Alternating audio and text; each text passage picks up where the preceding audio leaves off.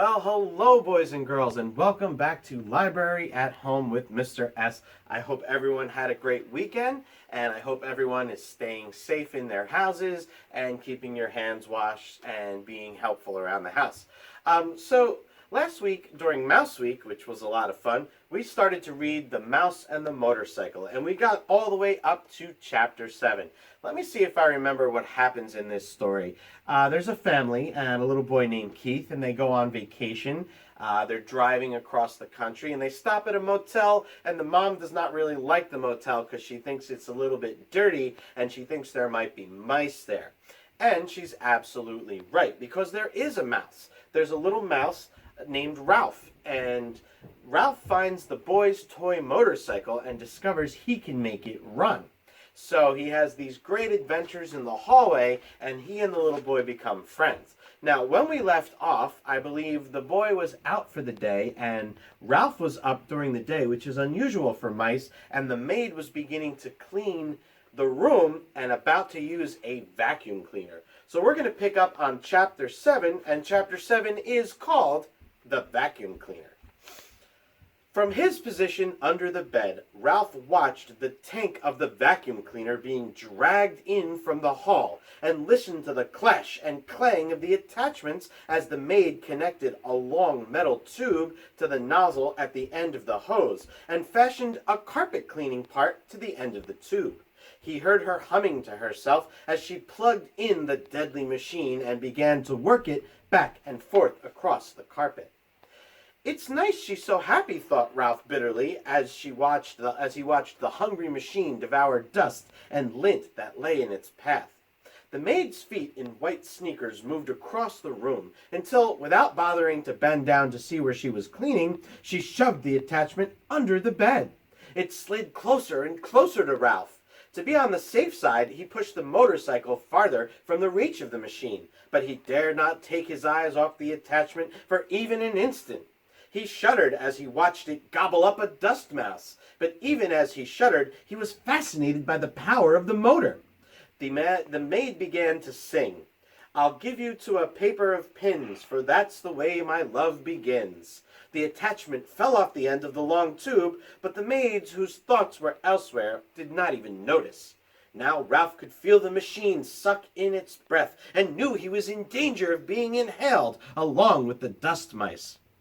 Recklessly, the maid pushed the open end of the tube back and forth any old way.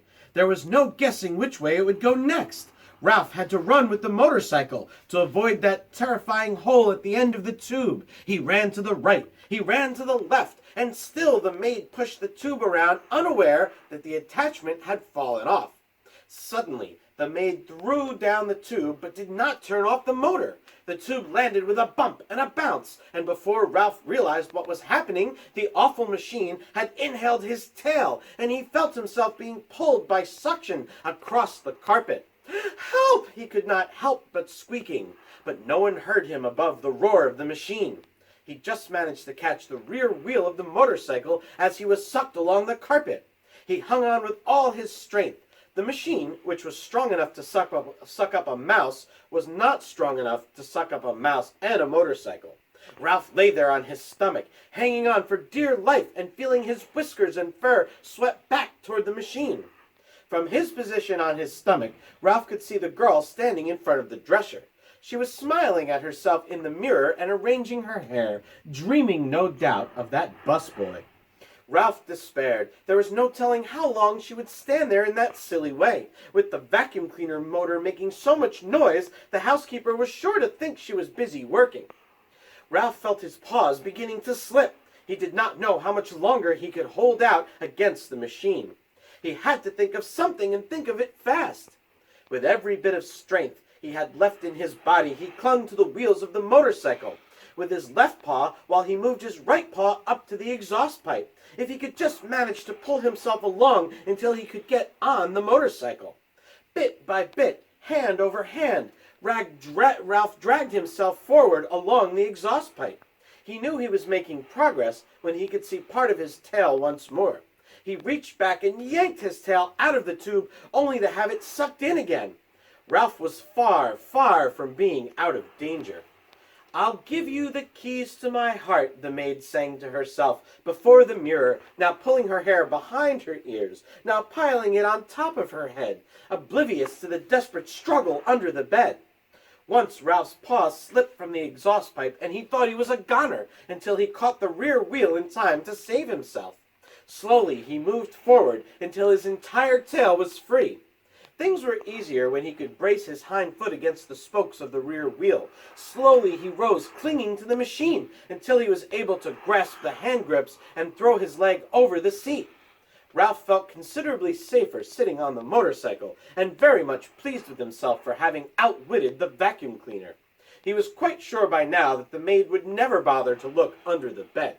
He tried to move forward, propelling the cycle with his feet, but he found the suction from the motor behind him was too strong. This made him wonder if the motor on Keith's cycle was stronger than the pull of the machine behind him. The more Ralph thought about it, the more important it seemed to him to find out. "No, I won't. Yes, yes, I will," Ralph argued with himself. He had promised not to ride in the daytime. Yes, but Keith did not know he would have a chance to see which was stronger, the motorcycle or the vacuum cleaner. Keith would be interested, wouldn't he? Wouldn't any boy? Riding the motorcycle would not be reckless. It would be an important experiment. Motorcycle versus vacuum cleaner. Which would be the winner? Ralph had to find out. The maid turned abruptly from the mirror. Her feet in sneakers moved across the floor toward the electric outlet. If she disconnected the vacuum cleaner, there would be no experiment. If Ralph was going to pit one motor against the other, he had to do it now. He would never have another chance. Ralph picked up his tail and started the motor. Without taking time to let it warm up, he gunned it with all the breath he could inhale. The motorcycle got off to a faster start than Ralph expected. So fast that Ralph lost control. He shot out from underneath the bed just as the vacuum cleaner died with a long, drawn-out groan. Suddenly, everything went white, and Ralph found himself bumping along in a strange, ghostly place, all white and made of cloth, that seemed to be closing in on him from every direction. Ralph had ridden straight into a pillowcase thrown on the heap of laundry that the maid had dropped on the floor, and the opening of the pillowcase had fallen shut behind him. Ralph had no idea which way was out. He dismounted from the motorcycle and beat at the cloth with his fists. But everywhere he struck, it was soft and yielding. He stamped his feet only to have the cloth give softly and silently beneath him. He began to wade through the pillowcase, tugging the motorcycle along behind him, while he wondered why he had thought it so important to test the motorcycle against the vacuum cleaner. The light filtered through the unknown layers of cloth and was dim. He sank to his knees in bed linen with every step. When he came to a seam, he knew he had been wading in the wrong direction. "Oh, drat!" muttered Ralph. He turned, still dragging the motorcycle, and tried to retrace his footsteps, only to find he had no idea which way he had come. There were no landmarks. The clouds of cloth were white, billowy, and yielding in all directions. "Double drat!" He stamped his foot, only to find himself sinking deeper into the linen. From the swishing sounds he could hear outside, Ralph knew the maid must be unfolding clean sheets over the bed. He plodded on, dragging the motorcycle, without direction and with very little hope. "He promised to buy me a bunch of blue ribbons," sang the maid, "to tie up my bonny brown hair." Down the hall a door opened. Ralph heard a muffled woof, and in a minute the click of a small dog's toenails on the bare floor at the edge of the carpet, followed by a sniffling that was dangerously close. The little dog began to bark. "I know you're in there," he yipped. "Stick out your tongue and waggle your fingers at me, will you? You just wait." Paws began to scrape at the sheets and pillowcases as if a dog were trying to dig a hole. Ralph decided it was wiser not to talk back to the dog. He huddled, scarcely breathing, against the motorcycle. "Well, hello, you cute little thing," said the maid, revealing to Ralph that she was even sillier than he had thought. As if there was anything cute about a little dog that could scarcely see through its own hair. The dog went on yapping, a bit self-consciously, Ralph thought, now that he knew he was being admired by the maid. A man's steps came thumping down the hall.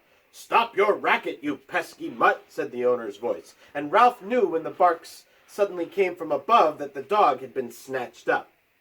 "Let me down, I'll dig him out," yapped the dog as he was carried away. "Just let me down for a minute and I'll show you."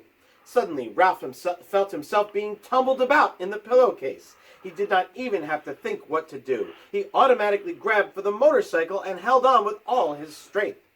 Even though he had been tipped upside down with his feet in the air, Ralph knew he was being lifted inside the bundle of bed linen and carried down the hall. He laid still, his front paws locked around the front wheel of the motorcycle, waiting to see what would happen next. The maid walked a short distance to what Ralph judged to be the linen room, and there she dumped her armload of bedding before she went off to clean another room. Ralph was deep in the hamper, where no light filtered through at all. These sheets and pillowcases were on their way to the laundry, and since he had no wish to be laundered any more than he had wished to be thrown out with the trash, there was only one thing for him to do: start chewing.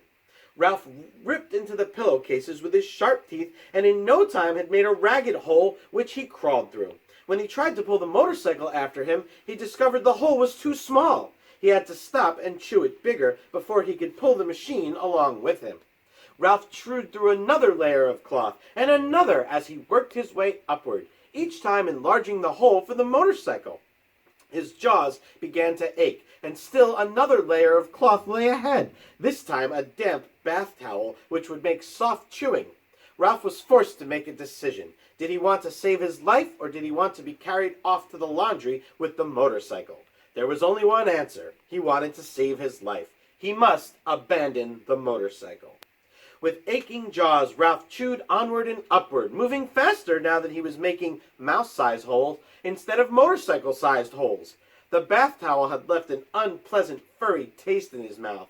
Gradually, light began to filter through the cloth, until finally, when Ralph thought he could not force his jaws to close one more time, he emerged into daylight at the top of the hamper. "Whew!" Ralph gasped, rubbing his aching jaws and waddling across the sheets to the edge of the hamper.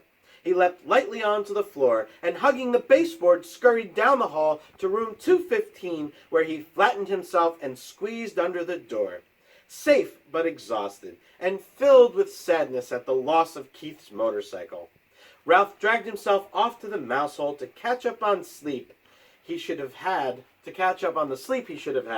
that day. And that, boys and girls, is the end of Chapter 7. Wow, so much happened. He was almost sucked up by a vacuum cleaner. He was dumped into a pillowcase. He was almost caught by the dog, and he had to chew himself out of the laundry. How disgusting, right? Could you imagine chewing on dirty laundry, especially an old bath towel? Yuck. But at the end, he was safe, but he didn't have the motorcycle. So, boys and girls, I have no idea what's going to happen in Chapter 8. You're going to have to check back with me tomorrow, and we'll find out. That vacuum cleaner sounded really, really scary. Do you guys like vacuum cleaners? Some people find the noise really loud and scary, and other people actually like it. I don't know. I don't do a lot of vacuuming. I try to get my kids to do it. But maybe you have a thought you want to share with me about whether or not you like the sound of a vacuum cleaner. You can leave me a comment, and don't forget to press the turned in button after you watch this video on Google Classroom. I hope you enjoyed it. Check back tomorrow for another exciting chapter of The Mouse and the Motorcycle. See you tomorrow, boys and girls. Spaghetti. Okay. Are we rolling? Yeah. Where am I anyway? I don't know. Okay. That's cool.